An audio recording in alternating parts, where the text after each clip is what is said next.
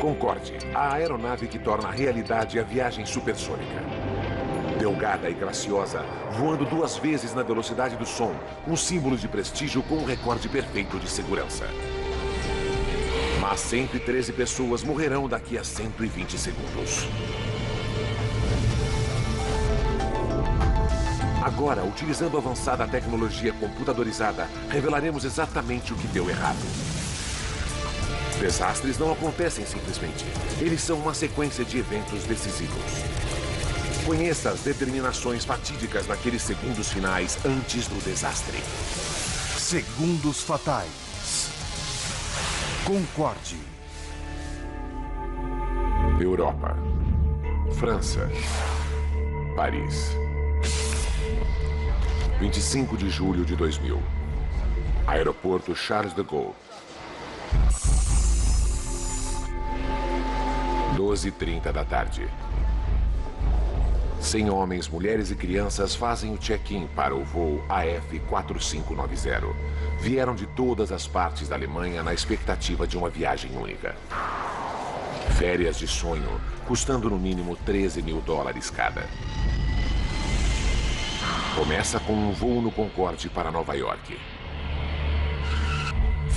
Depois, um cruzeiro luxuoso pelo Caribe. Para o pai de George Meyer, é um prazer especial para comemorar sua aposentadoria. Ele fez 65 anos em 2000 e queria esse prazer para si e sua companheira. Ambos gostavam de viajar e tinha sempre de ser algo especial.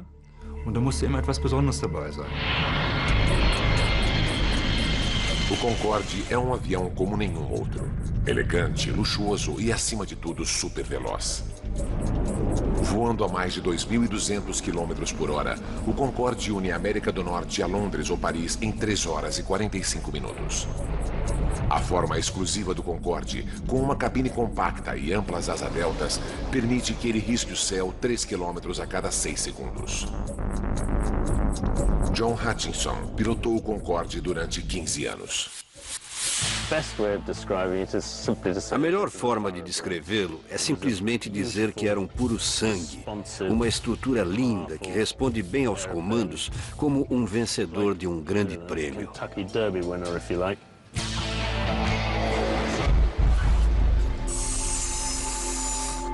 À 1h30, todos os passageiros estão prontos para sua viagem supersônica.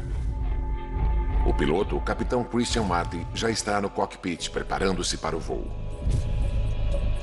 Os passageiros estão em boas mãos. Marty, de 54 anos, é um dos pilotos mais experientes da Air France.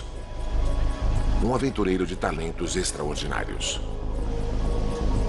Em 1982, Christian Marty foi o primeiro francês a cruzar o Atlântico num windsurf. É uma celebridade nacional.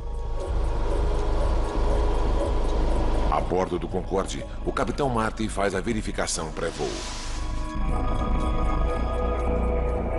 Seu controlador de tráfego aéreo é o experiente Gilles Logilin, que chega para iniciar seu turno da tarde.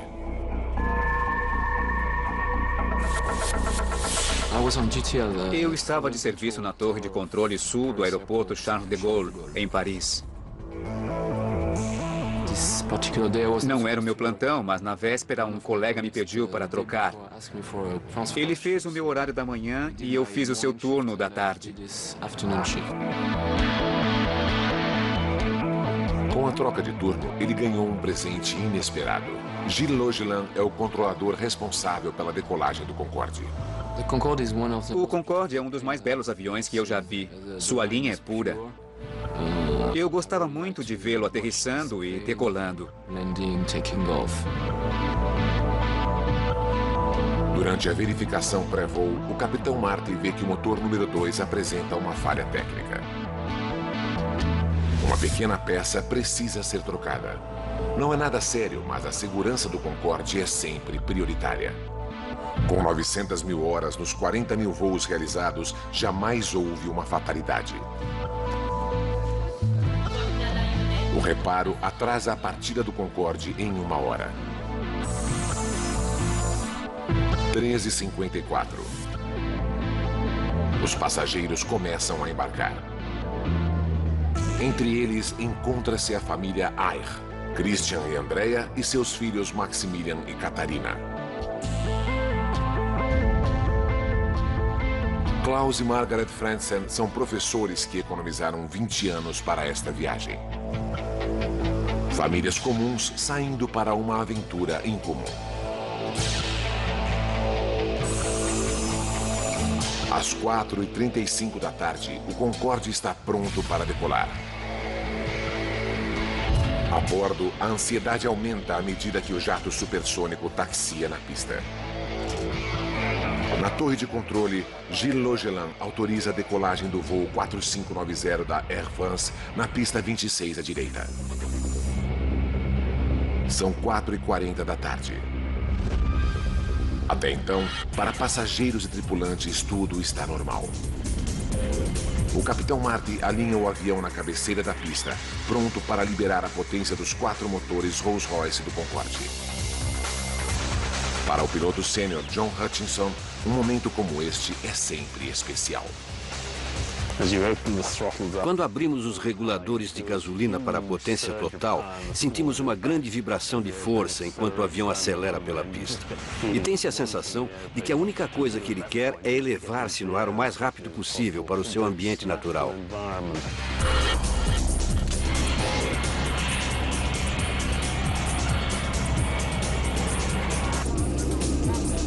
Na torre de controle, Gilles Logelin monitora a decolagem. Eu estava observando o Concorde ganhando força na pista porque é sempre bonito de se ver. É um avião bem pesado e no início é vagaroso, depois ganha velocidade. O Concorde acelera na pista de 4.000 metros. Ele passa a 320 km por hora. Utilizando a computação gráfica, recriamos o que aconteceu a seguir. Para Gilles Logelin, é um momento de puro horror. De repente, vi as chamas no corpo do avião.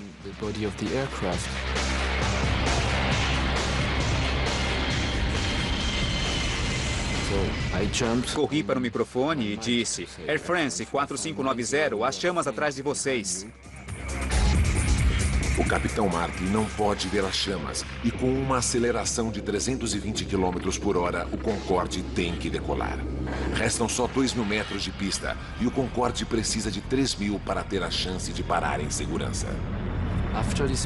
Nessa velocidade, em qualquer situação, o avião tem de decolar. Ele não pode abortar a decolagem. Observando as chamas, vi o nariz do Concorde levantar.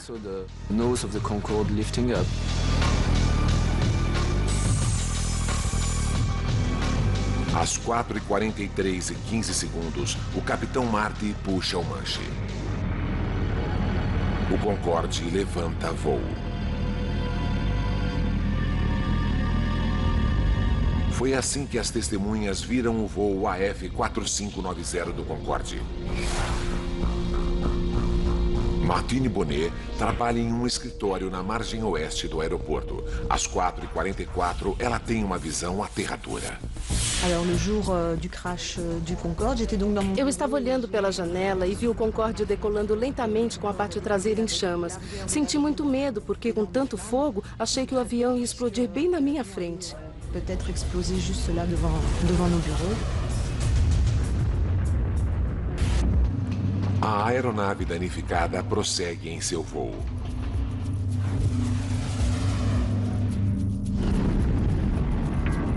Perto de onde Martine trabalha, o mensageiro Emmanuel Vermignon dirige sua van no final da pista. Quando o Concorde passou, minha janela estava aberta. Eu usava uma camisa polo e o calor que o avião emanava derreteu partes da minha camisa e me provocou pequenas bolhas. Eu podia sentir a quentura no chão.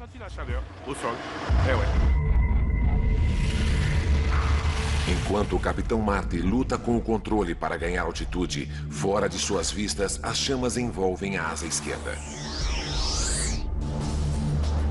A visão chocante foi filmada pela esposa de um motorista de caminhão. É o único filme mostrando o Concorde em chamas. Ele será uma prova vital nas investigações.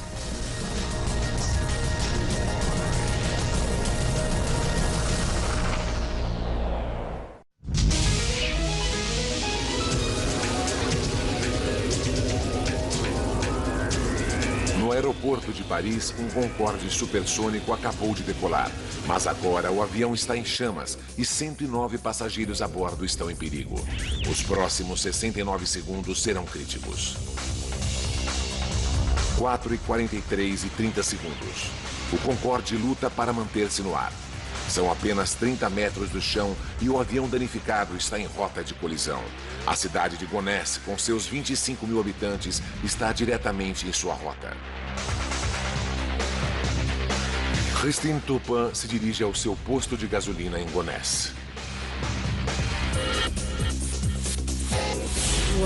Eu estava dirigindo quando vi um avião. Era o Concorde com fogo na parte de trás. Fui diminuindo a marcha e vi o avião em chamas.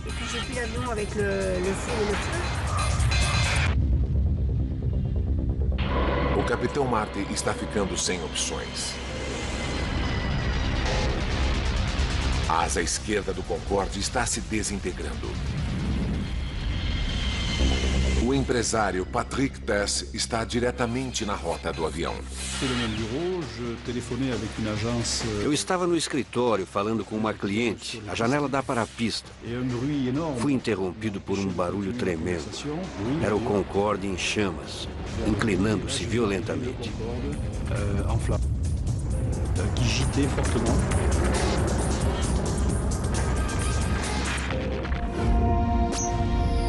O Concorde inclina-se para a esquerda. O avião estanca e mergulha para o solo.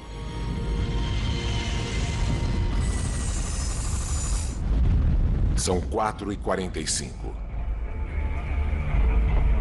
Este é o momento que todo controlador de voo teme.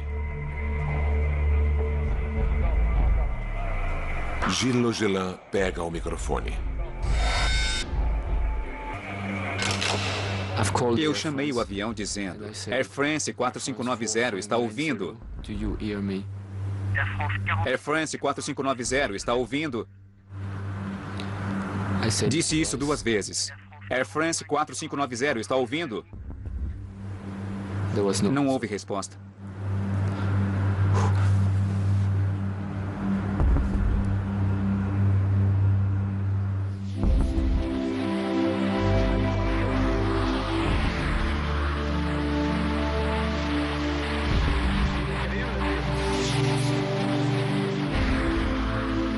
O jato supersônico com os tanques cheios e 109 pessoas a bordo cai sobre um hotel nas cercanias de Gonesse.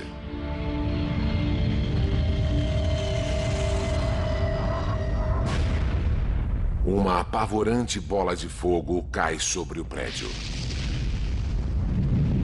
A professora inglesa Alice Brooking acabara de ocupar um quarto no primeiro andar. Fui direto para a porta do quarto e vi as chamas. Não havia como descer as escadas. Atravessei o quarto e fui para a janela. Felizmente, o recepcionista que estava no estacionamento disse: "Você tem de pular." Ao mesmo tempo, Christine Turpin também vê a explosão e teme o pior. De onde estava, pensei que ele havia caído no posto de gasolina. Minha filha e uma funcionária estavam lá e pensei que haviam morrido. Enquanto Christine Turpin se dirige para lá, um braço de poltrona cai no posto de gasolina. É um lembrete desagradável para Christine sobre o destino dos passageiros.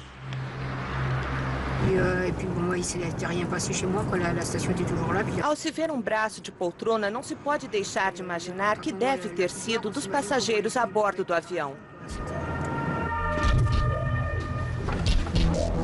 8 minutos depois da queda, dezenas de carros de bombeiros e ambulâncias correm para o local. Uma tragédia estarrecedora, não só para os passageiros do Concorde, como para os que estão no hotel. O chefe regional dos bombeiros, Coronel Fabrice Chauvin, lidera o salvamento. J'ai plusieurs choses qui me passent par la tête. Enquanto dirigia, muitas coisas passaram pela minha cabeça. O mais importante para mim era dividir a operação em duas partes separadamente. Uma, a queda do avião, apagar o fogo e salvar os sobreviventes. E dois, organizar socorro para os feridos antes de serem levados para o hospital. A intensidade do fogo é tão grande que levarão 3 horas para controlá-lo. Como mostram as cenas deste noticiário, os restos queimados do avião e do hotel estão irreconhecíveis. As tentativas de resgate são inúteis. 113 pessoas morrem, 4 do hotel e 109 passageiros e tripulantes do Concorde.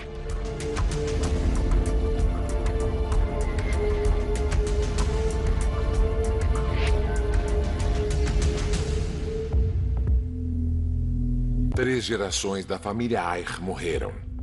Os avós das crianças quiseram oferecer à família férias inesquecíveis e reservaram o voo no Concorde.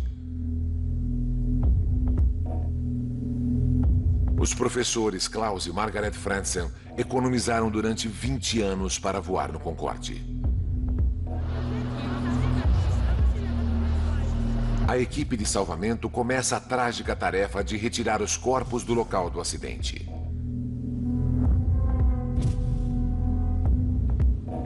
Uma das funcionárias do hotel que morreu era a estudante Kenza Rashid, de 19 anos. Ela começara a trabalhar um dia antes do acidente para ganhar algum dinheiro nas férias. Outra vítima é a arrumadeira Devraneh Chandan Singh. Ela deixou 2 filhos.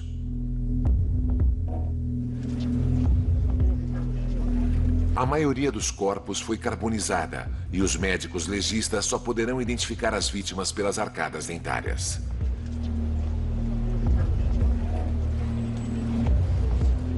É um momento doloroso para os parentes das vítimas, como George Meyer. Uma das coisas mais difíceis foi a identificação do meu pai e seu sócio. Não sobra muito dos passageiros depois de um acidente. Foi difícil. George vai esperar 2 semanas até identificarem os restos mortais de seu pai. Tivemos de esperar um longo tempo. Não foi nada fácil, dia após dia.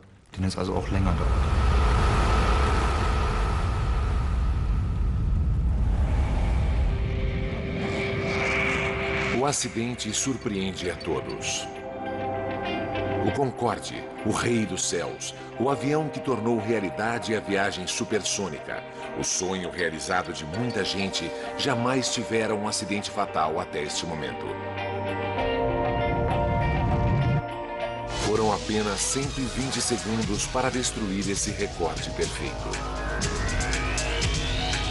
Agora, revendo os eventos daquele dia fatídico e nos aprofundando nas investigações, poderemos revelar o que realmente aconteceu.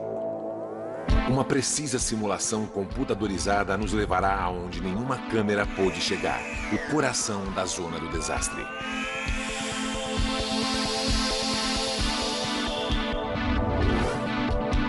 O Bureau Francês de Acidentes Aéreos enviou seus melhores investigadores. Utilizando seus dados, podemos agora juntar a sequência mortal de eventos para descobrir o que realmente causou essa tragédia terrível. Quando as investigações começam, nada é deixado de lado. Teria o capitão Marty cometido um erro fatal? Ou haveria uma falha oculta no avião? Investigadores fazem verificações de rotina na lista dos passageiros e nas bagagens. Imediatamente encontram uma coisa suspeita: 19 malas que, de acordo com o relatório de carga, não deveriam estar no avião. Não pertenciam aos passageiros do voo AF4590. Poderia um terrorista ter colocado uma bomba no avião? Não teria sido a primeira vez. 270 pessoas morreram em 1988, quando terroristas plantaram uma bomba em uma mala que destruiu um 747 da Pan Am no abominável acidente em Lockerbie. Em Gonesse, os investigadores dividem o local da queda do Concorde para uma busca meticulosa. Eles fotografam e rotulam tudo o que é encontrado em cada seção. É um processo trabalhoso que leva 4 semanas. Depois, cada pedaço dos destroços é levado para identificação e análise. 3 hangares do Le Bourget, outro aeroporto de Paris, torna-se seu local de repouso final. Este monte de entulho é tudo que sobrou do hotel, tal a intensidade do impacto e do fogo. A construção de 40 apartamentos é reduzida a pouco mais de uma pilha de fragmentos.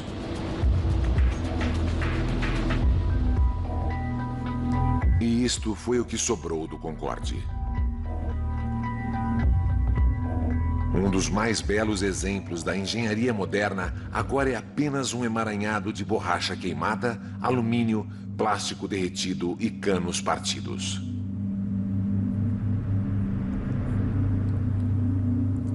Os investigadores franceses separam e identificam cada fragmento.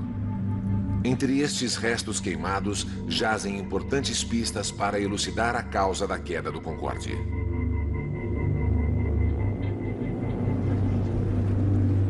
Em questão de horas, a equipe do Bureau Francês de Acidentes Aéreos recupera as caixas pretas.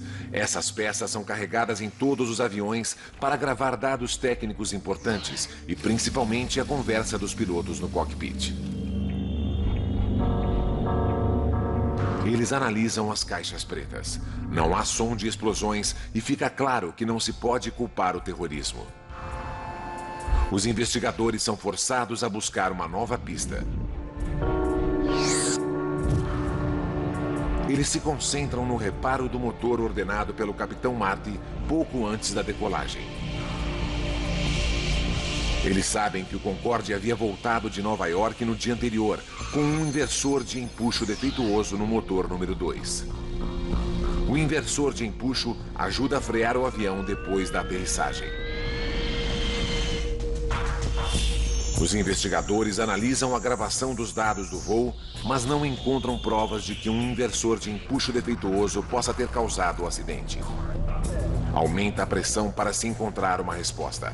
Até lá, as autoridades francesas proíbem todos os voos no Concorde da Air France. As atenções agora se voltam para os 120 segundos do início da última decolagem da aeronave. O capitão John Hutchinson pilotou centenas de decolagens dela. Depois de alinhado na pista, o capitão aperta o cronômetro e abre totalmente os reguladores. A tarefa do capitão é manter-se em linha reta na pista. A tarefa do copiloto é fazer o que a velocidade pede. O engenheiro de voo está ali presente, monitorando todos os instrumentos, principalmente este grupo, que são dos motores.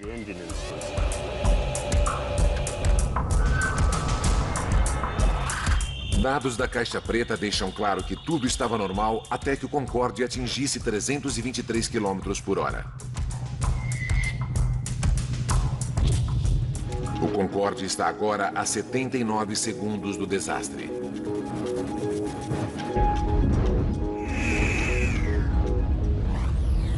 Registros de dados revelam uma súbita perda de potência em ambos os motores sob a asa esquerda. Imediatamente, a caixa preta grava o aviso dramático da torre de controle. Air France 4590, vocês estão com a traseira em chamas.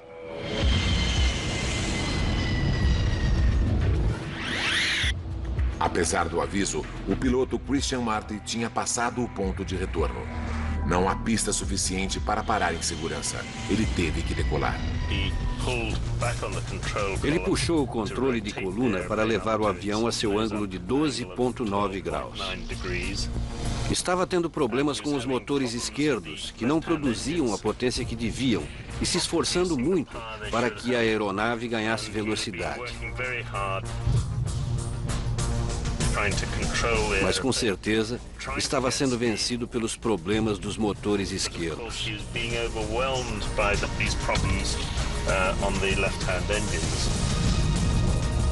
Os motores tornaram-se o novo foco das investigações. Por que perderam potência em um momento tão crítico?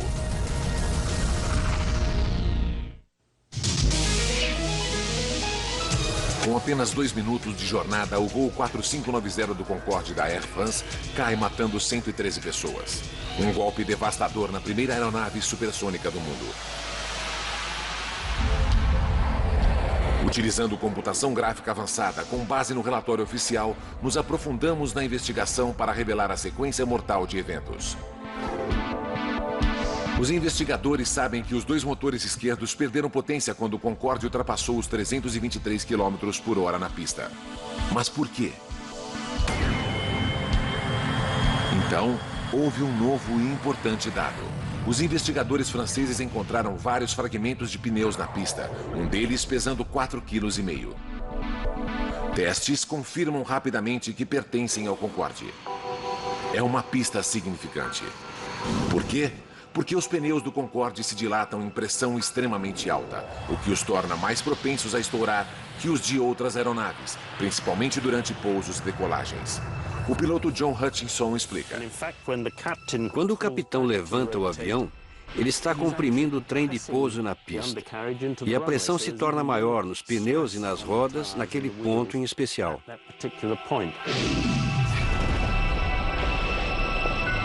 Essa pressão adicional torna os pneus do Concorde ainda mais vulneráveis. Há mais alguma coisa. Os investigadores franceses do acidente voltam aos registros e descobrem que, para o Concorde, estourar pneus não é nada raro. Eles identificam mais de 50 casos de estouro de pneus em pousos e decolagens em 24 anos.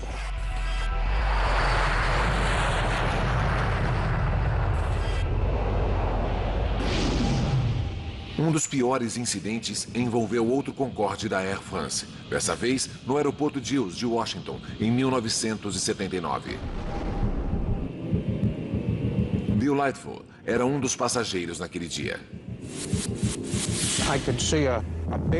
Eu podia ver um grande buraco aberto na asa, com pedaços de alumínio ou liga metálica, e muito líquido jorrando do buraco aberto nela. O relatório oficial desse acidente afirma que o pneu estourou enquanto taxiava. Depois, o metal exposto esquentou demais e explodiu, pouco antes da decolagem.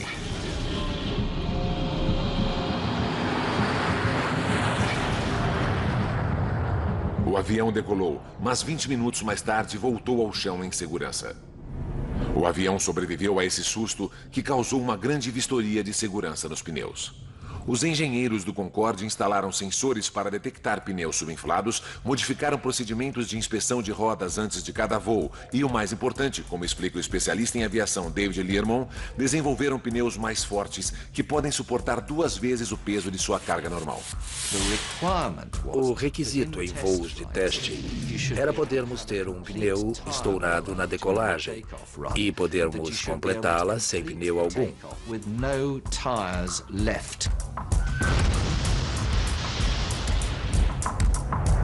Subsequentemente, era o mesmo com as rodas e nunca mais uma roda falhou.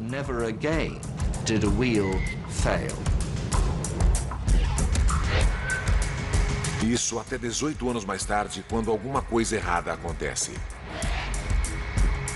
Apesar das medidas de segurança, um dos pneus do Concorde explode em fragmentos. Os investigadores vão mais fundo. Eles reexaminam os escombros encontrados na pista e fazem a mais importante descoberta da investigação. Esta misteriosa tira de metal de 43 centímetros. Quando se encaixa a tira de metal de 43 centímetros ao dano no pneu do Concorde, o ajuste é perfeito. De repente, tudo passa a depender da origem desse metal. De onde ele veio? São 5 semanas de trabalho cuidadoso de detetive, comparando-a a milhares de partes que formam uma aeronave. Então, uma brecha. Eles descobrem que a tira de metal pertence à montagem do motor de um DC-10. E o registro de voos de Paris revelam que um DC-10 da Continental Airlines decolara 5 minutos antes do Concorde. Eles rastreiam o avião até Houston, no Texas, e incrivelmente descobrem que faltava uma parte do motor. é a tira de metal ajustada 16 dias antes durante a manutenção no DC-10. Quando David Learmonth vê a fotografia da tira de metal, fica atônito.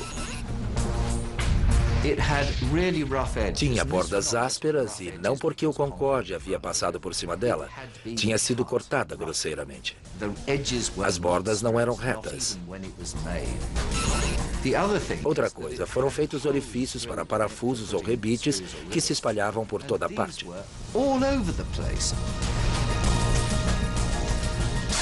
Os investigadores agora têm uma teoria sólida sobre a contribuição da tira de metal no acidente. 81 segundos antes do acidente, o Concorde AF4590 segue a 323 km por hora na pista. O pneu bate na tira de metal. Explode e um pedaço de borracha de 4,5 kg sai voando e atinge a asa. Os tanques de combustível do Concorde localizam-se nas asas e, em seu formato em delta, elas não são projetadas para suportar tamanho impacto. Esse tipo de eventualidade jamais fora previsto em testes. Estimava-se, em cada teste para provar uma aeronave, que se um pneu explodisse, seus pedaços pesariam cerca de 1 quilo.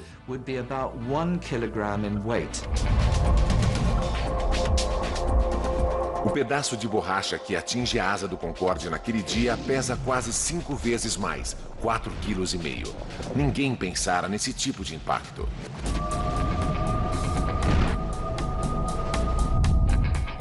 E mais, pode-se encaixar um fragmento grande do pneu em uma cavidade na asa, mas, surpreendentemente, a asa não foi perfurada naquele ponto. E se o pesado pedaço de borracha não perfurou a asa, o que fez o combustível vazar?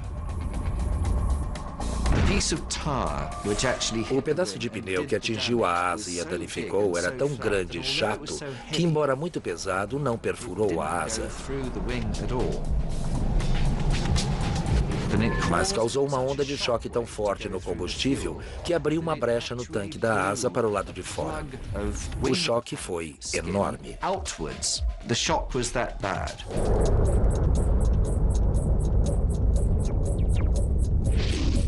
Quando o pedaço de borracha bateu na asa, provocou uma onda de pressão que encontrou a junção mais fraca no tanque de combustível.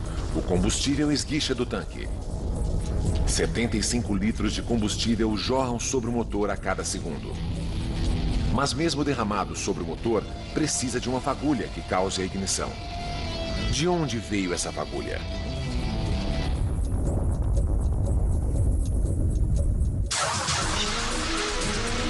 O Concorde 4590 da Air France cai depois de decolar do aeroporto Charles de Gaulle, em Paris.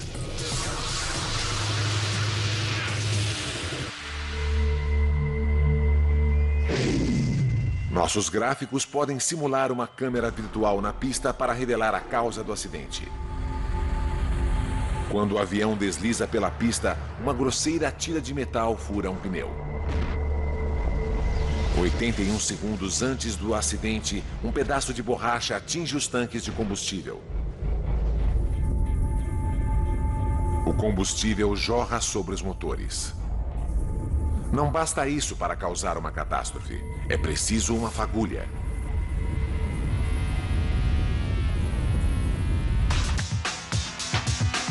Pela gravação no cockpit, sabemos que os pilotos têm problemas com o mecanismo de pouso na decolagem.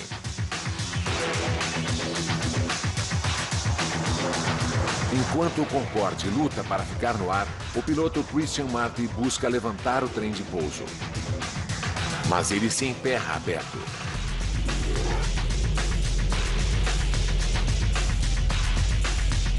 O único filme de vídeo do acidente fornece mais evidências. Ele mostra o trem de pouso na posição para baixo.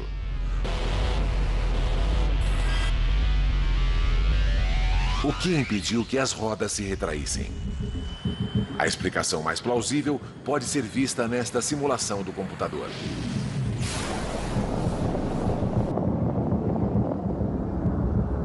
Estilhaços do pneu estourado atingem a caixa de engrenagem da aterrissagem, onde danifica cabos de força. O trem de pouso fica preso na posição para baixo. Pior ainda, cabos expostos serpenteiam com forte fluxo de ar.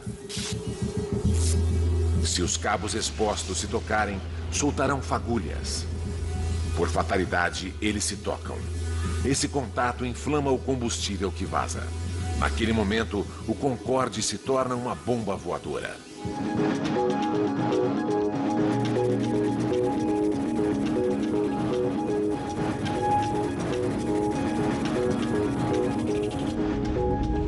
Agora podemos dizer como deve ter sido para o Capitão Marty.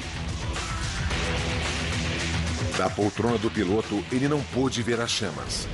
Só soube que o Concorde estava perdendo potência no motor número 2 no momento da decolagem. Um segundo mais tarde, a torre de controle o alertou sobre o fogo. Air France 4590, sua parte de trás está em chamas. A computação gráfica mostra como o Concorde deve ter ficado. Agora, para piorar as coisas para o Capitão Marty, o motor número 1 também está perdendo potência. Os acontecimentos conspiram contra ele. O especialista em segurança de voo explica por quê. O combustível jorrou em grande quantidade por esse orifício, afogando o motor, que gradualmente perdeu a potência e, por fim, parou. O piloto ficou com apenas 2 motores do lado direito, quando normalmente eles são 4. Não poderia ter acontecido em momento pior. O Capitão Marty precisa de potência máxima e não tem pista suficiente para parar. Ele coloca o Concorde no ar. Gravações no cockpit revelam que às 4h43 e 22 segundos, o alarme de incêndio do motor dispara. E 3 segundos mais tarde, o capitão desliga o motor número 2.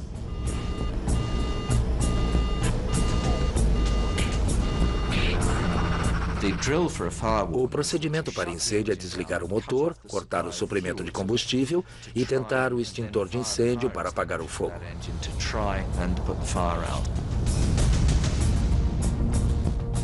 O Concorde agora está a 53 segundos do desastre.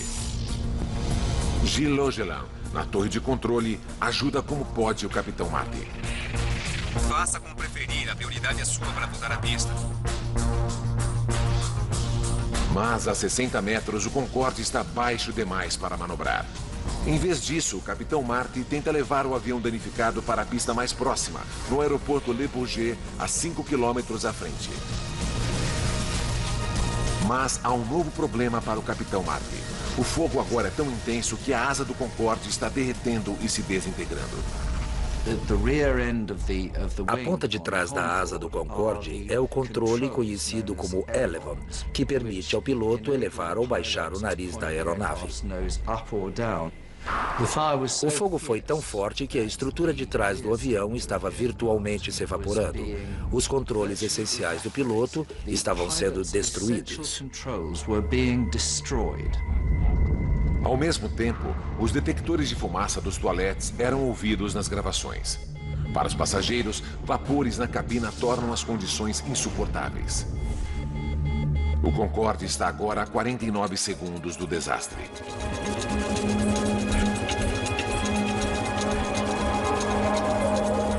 No cockpit, Christian Marty luta com os controles, tentando ganhar velocidade e altura.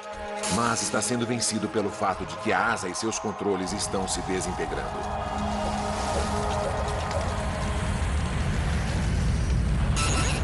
– 33 segundos. O alarme de incêndio do motor soa novamente e permanece ligado por toda a duração do voo. O Capitão Marty não tem mais opções. Mesmo a pista do Le Bourget, agora a 3 quilômetros, está fora de alcance. Nos últimos 11 segundos, a torre de controle ouve as últimas palavras de Christian Marty. Tarde demais, não há tempo.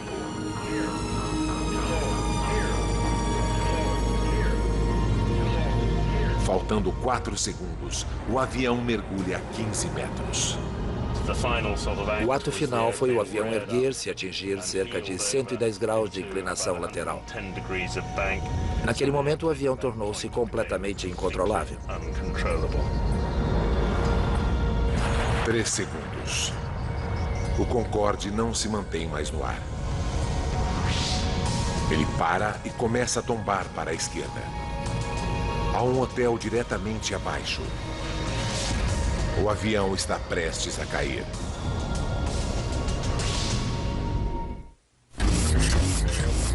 "118 segundos depois que o Concorde começa a acelerar na pista, 109 pessoas veem a face da morte.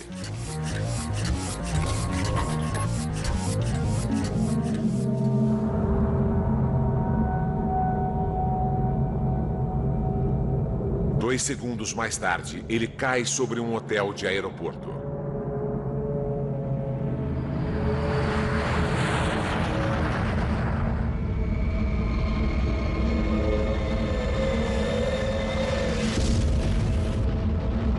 Os 100 passageiros e 9 tripulantes a bordo morrem, bem como 4 pessoas no hotel. O controlador de tráfego aéreo, Gilles Logelin, iniciou o Concorde em seu voo fatídico e foi testemunha dos apavorantes segundos finais. Eu sabia que tudo havia terminado. Sabia que era a confirmação de uma realidade que eu não aceitara. Pois até aquele momento, eu ainda acreditava não ser verdade, que não era real. E aí eu percebi que estava acabado. O que não podia acontecer, acontecera. Era um acidente real. O Concorde, o único supersônico bem-sucedido, teve seu recorde de 25 anos de segurança destruído em apenas 120 segundos. Foi um desastre de horror inimaginável. Os passageiros tiveram poucos segundos para se preparar para morrer. O advogado Christoph Valens fala pelas vítimas. Creio que os passageiros perceberam logo que alguma coisa ia mal com o avião.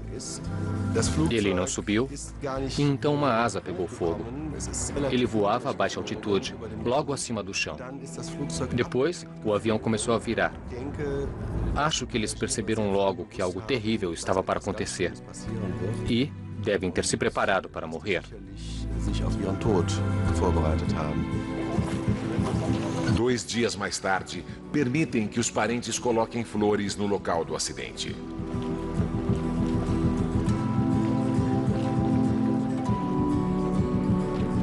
Ainda hoje, eles sentem uma profunda sensação de perda. O pai de George Meyer morreu no acidente. Eu sinto saudade dele. Ele deixou um vazio que não será preenchido. O mais terrível é que ele não morreu de causas naturais, mas em um acidente horrível. Ele perdeu a vida estando no auge.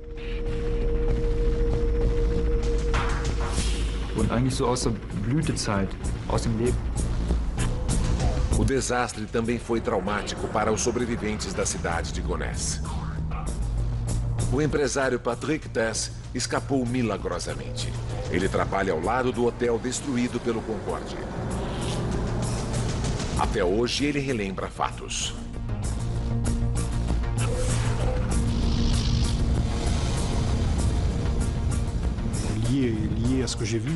Naturalmente, o acidente causou um efeito em mim. Não poderia ser de outra forma.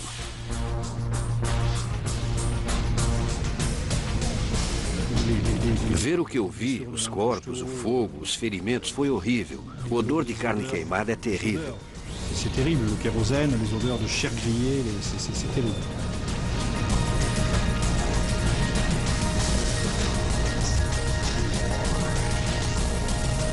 Para o Concorde, o desastre de Paris foi o início do fim.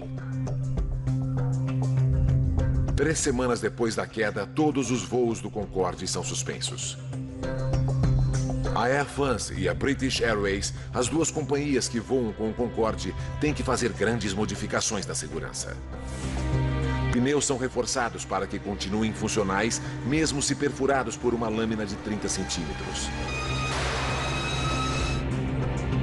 Engenheiros cobrem os tanques de combustível com revestimento à prova de balas para resistir a perfurações. E fiações elétricas no trem de pouso principal são reforçadas.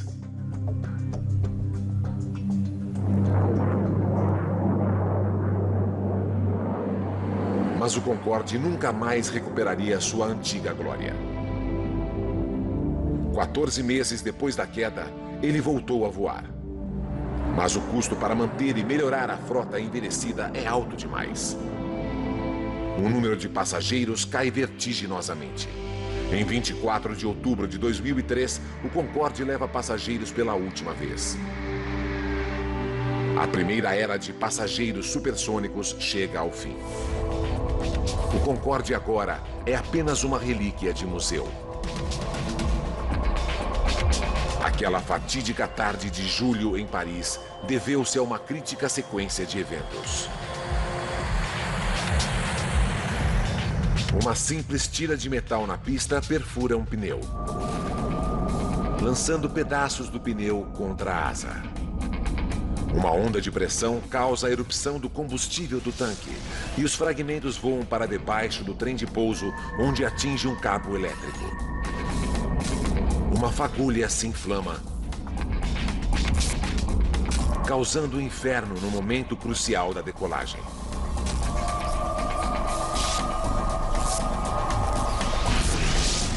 A partir dali, o Concorde está condenado. Uma sequência de eventos que ninguém poderia prever e que veio a culminar com a sua destruição. Versão Marshmallow São Paulo.